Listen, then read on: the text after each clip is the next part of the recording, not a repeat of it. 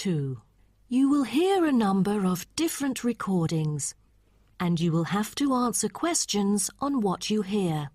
There will be time for you to read the instructions and questions, and you will have a chance to check your work. All the recordings will be played once only. The test is in 4 sections. At the end of the test, you will be given 10 minutes to transfer your answers to an answer sheet. Now turn to Section 1. Section 1. You will hear a telephone conversation between a teacher from the Art Centre and a female student's father about her art courses. First, you have some time to look at questions 1 to 3.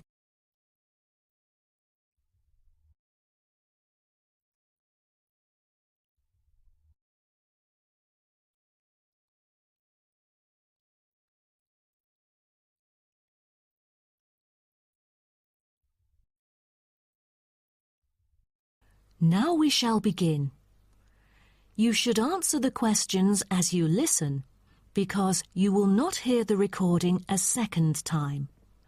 Listen carefully and answer questions 1 to 3. Good afternoon. May I speak to Emma's parent? Afternoon. I'm her father. Who am I speaking to? This is Emma's teacher, Jane Carson, calling from the Arts Centre. I'm just calling to talk about her drama class at the centre. Oh, thank you for calling. How's Emma doing in drama class? You know, she just transferred here last month, unlike the others in her class who have been taking the course the whole semester since June.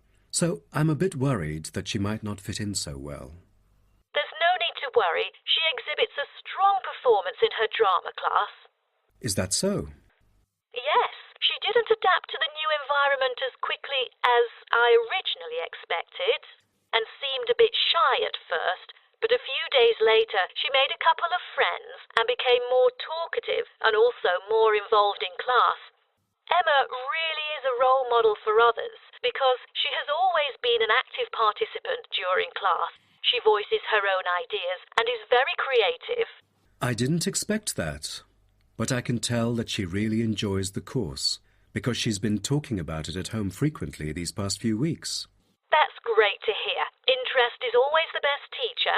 I also have to inform you that there's been an adjustment in the timetable of the drama class next term. Why is that? It's not that the music room that we currently use isn't available.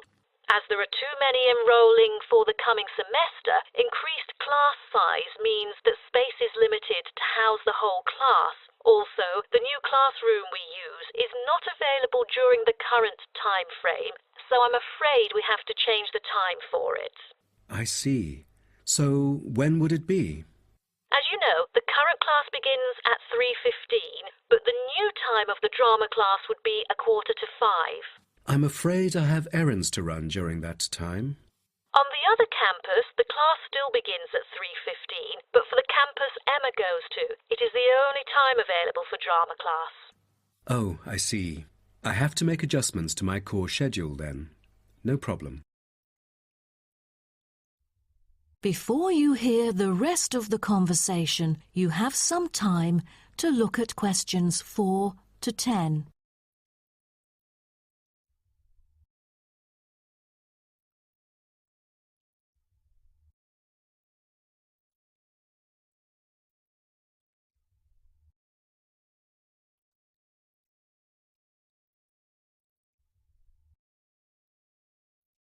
Now listen and answer questions 4 to 10. Miss Carson, I'm thinking about signing Emma up for another art course. I'm thinking about dance class. Dance class is a popular course here, a great choice for a child to shape up and have fun. But unfortunately, it is oversubscribed at the moment. I have to put you on the waiting list. That's too bad. What else can I choose from then? Could you give me some advice? Sure. Emma could take singing class as well. This would improve her musicality. Sounds good. When is that? It is held every Friday evening. That's too bad. Emma already has a swimming class earlier that evening. It will be too late for her to come home if she takes this course. There is also a vocal course available. Emma's got a great voice. I'm sure she'll stand out in the class. Tell me about it. The vocal course starts at 4:30 p.m. every Tuesday. It isn't fully booked yet. Great teacher, experienced and beloved by students. The price is a bit higher though. How much is it? It's $110. Oh, that's too much. Way over our budget. We have to cover the extra cost if we choose it. Or maybe Emma could take music class. What is it about? Learning about songs and musicals. Well, the students have the opportunity to play different instruments like the piano, drum and so on. They can also learn to write music under professional guidance. That's exactly what Emma is eager to learn. How much would it cost? It was $63 last term, but this term it is $85, $22 more than the original price. We can afford that. When does the course begin? The course starts on September the 7th. Can we start 1 week later, on September the 14th? My daughter will be on a trip to France with her mum on the 7th. No problem, and the teacher for the class is Jamal Curtis. Just contact him if you have any further questions regarding the course. Jamal Curtis? How do you spell Curtis? Oh, it's C-U-R-T-I-S. Thank you. That is the end of section 1. You now have half a minute to check your answers.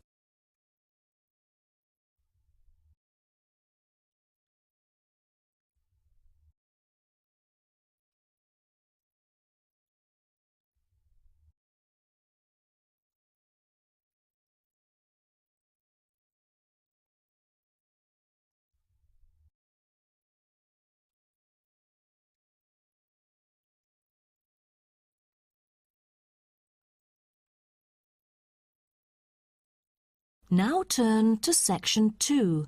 Section 2. You'll hear a coordinator for the annual ski and snowboard exhibition talking to the audience about some practical information for the whole event. First, you have some time to look at questions 11 to 15.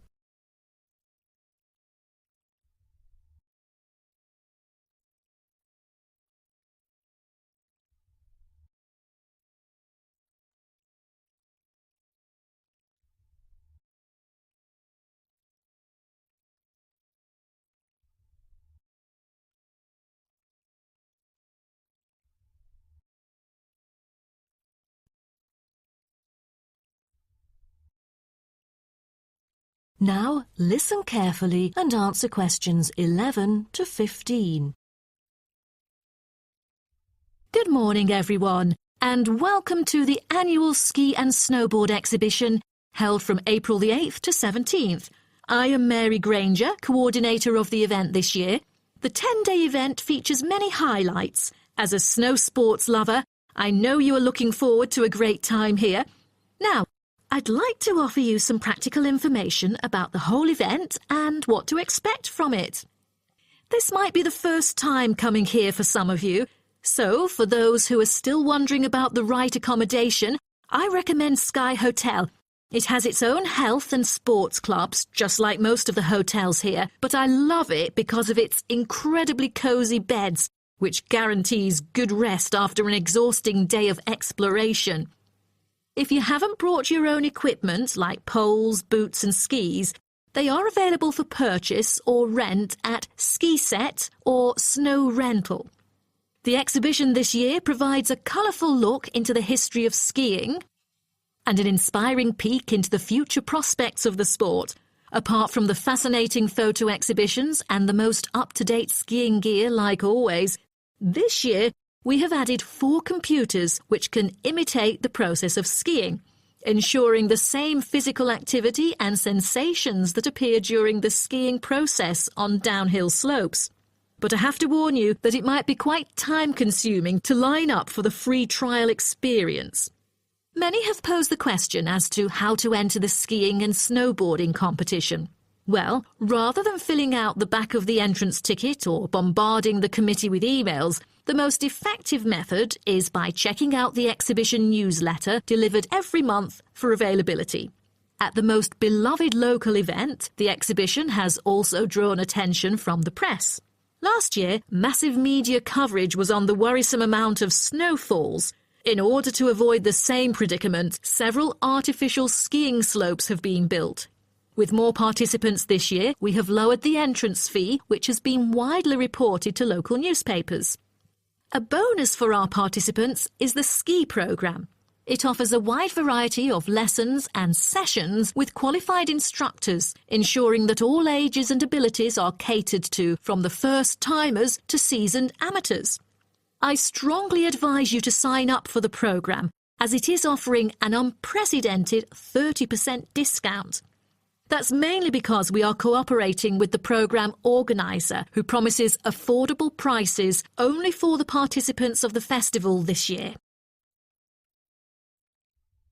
Before you hear the rest of the talk, you have some time to look at questions 16 to 20.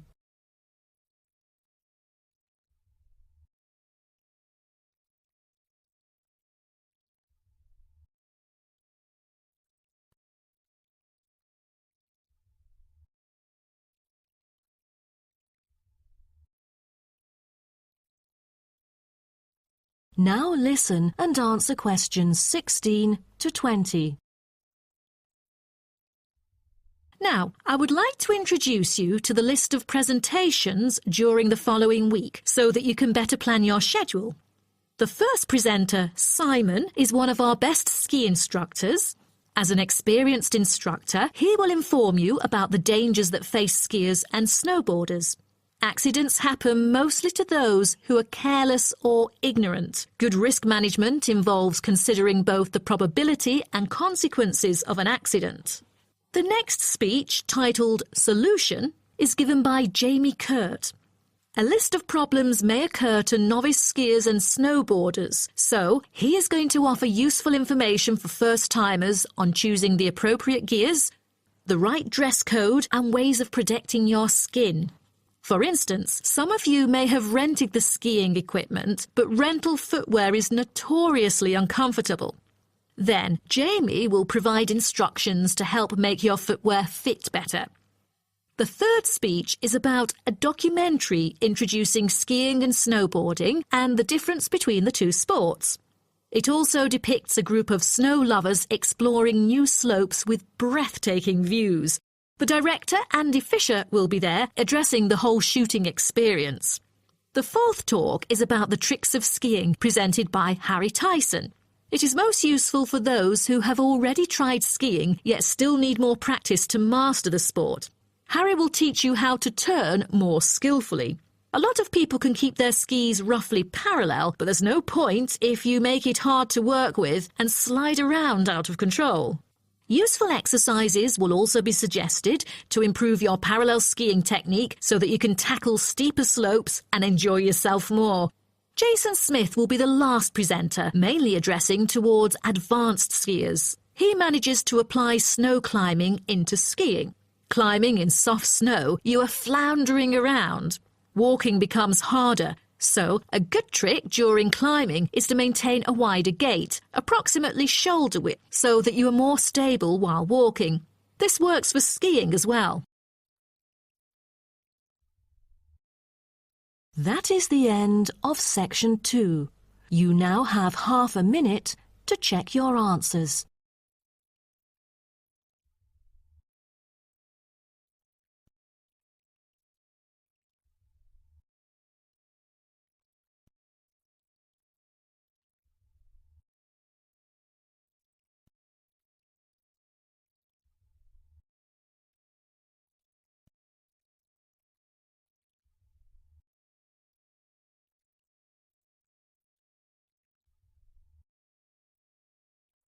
Now turn to Section 3. Section 3. You will hear a student called Jerry discussing a pedagogy course with his tutor. First, you have some time to look at questions 21 to 23.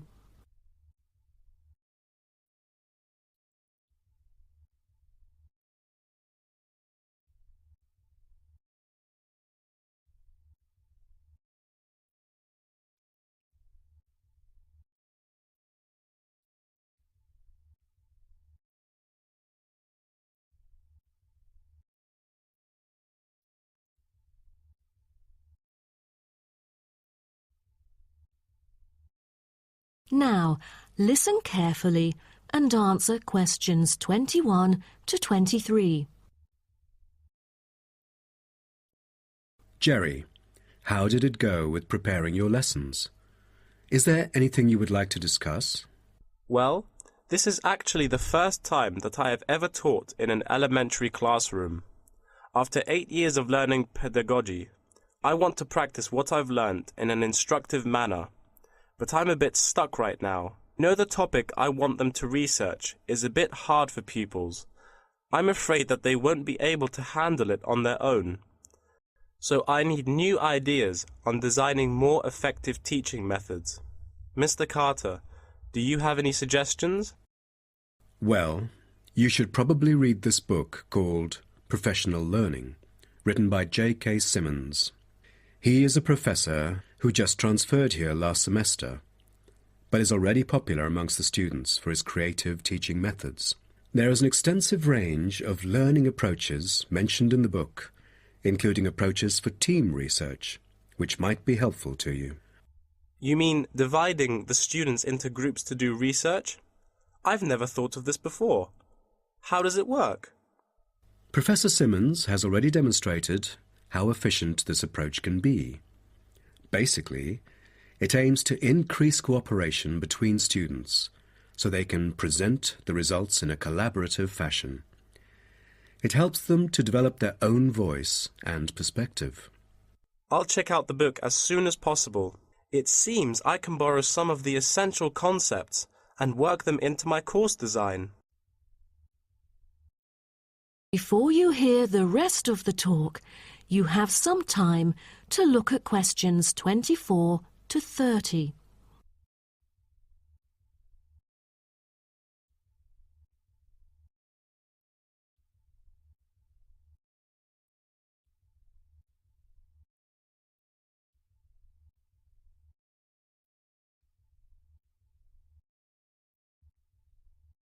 Now listen and answer questions 24 to 30.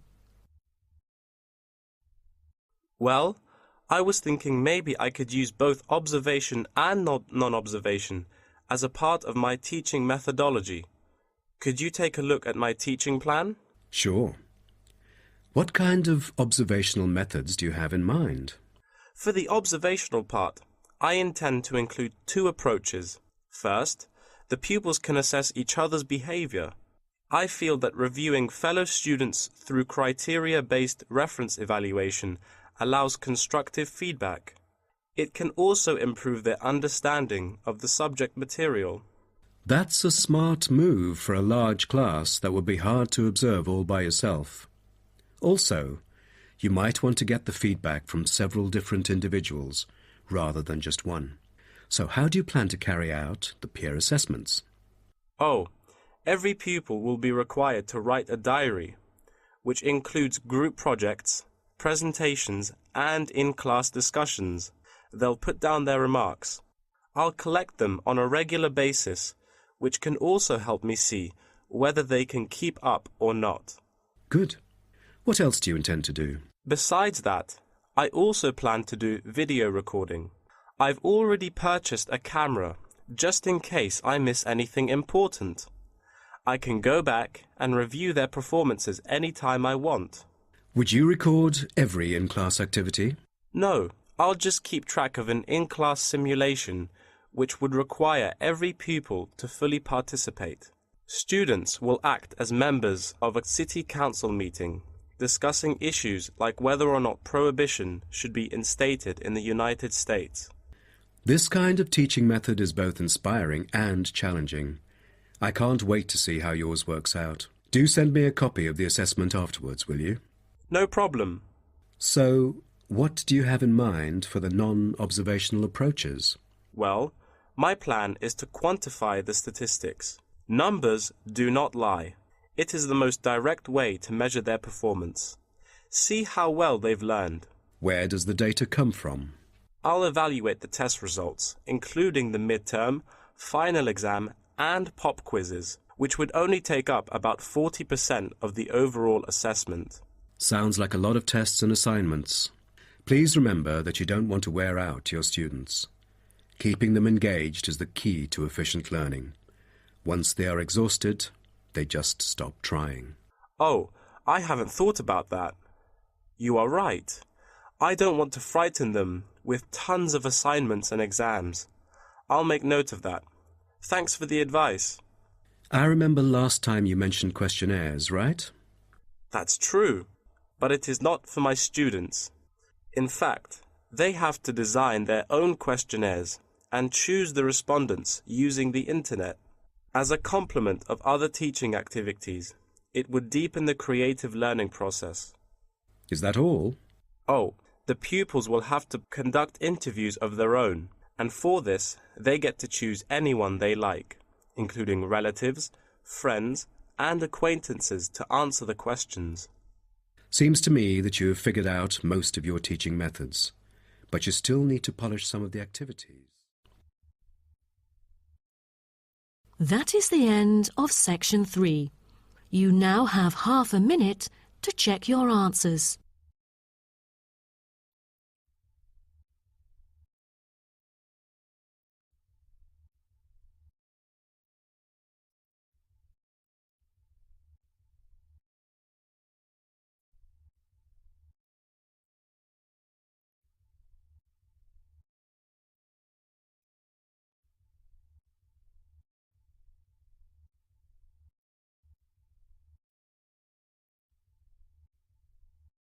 Now turn to section 4.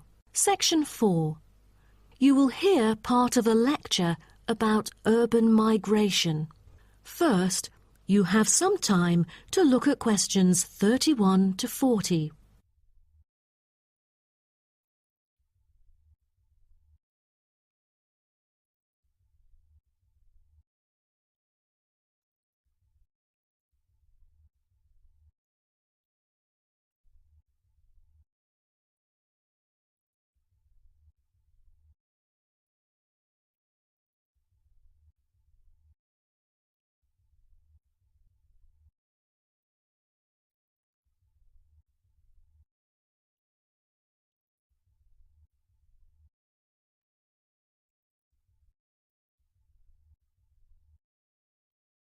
Now, listen carefully and answer questions 31 to 40. Good afternoon, and welcome to my talk on urban migration today. The world has experienced unprecedented urban growth in the recent decades. As much as 3% of Earth's landmass has been urbanized, an increase of at least 50% over previous estimates. Today, people living in cities already outnumber those in rural areas, and the trend does not appear to be reversing. In addition, cities have larger amounts of carbon consumption than rural areas. This is a result from two major aspects. First, with the increase of urban population around the world, the massive construction of urban infrastructure and residential housing is hard to avoid. Second, urban households have a higher rate of car ownership and use more gasoline products. Even though rural exodus is often negatively judged, there are also benefits of migration shared by the local environment and the society as a whole. Well, firstly, global trends of increasing urban migration and population urbanization can provide opportunities for nature conservations, particularly in regions where deforestation is driven by agriculture. As rural dwellers leave their homes, local forests are left to recover. What's more, it is easier for city dwellers to get around. Living in the country means transport can be very difficult. For instance, after midnight, there are no buses or taxis in the countryside. However, there is still a number of public transport modes to choose from in the city. Finally, with more funds and advanced technology, cities endeavor to produce clean energy. New power plants have been built to take harmful methane gas created by the decomposition of rubbish and convert it into electricity. By doing so, an important greenhouse gas is turned into useful energy, rather than being directly emitted into the atmosphere. The hustle and bustle of city life offers women the opportunity to explore different professions and pursue their own careers. Women in cities work as engineers, managers, and even football players.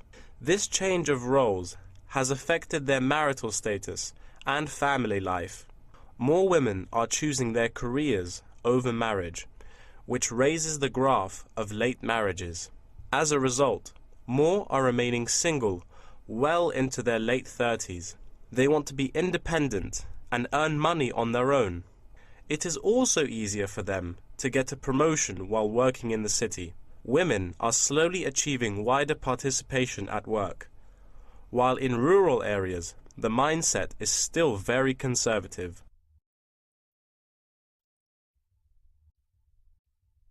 However, cities also change the way that humans interact with each other and the environment, often causing multiple problems. In general, urban wages are significantly higher, so moving to the city is an opportunity to earn what was impossible in rural areas.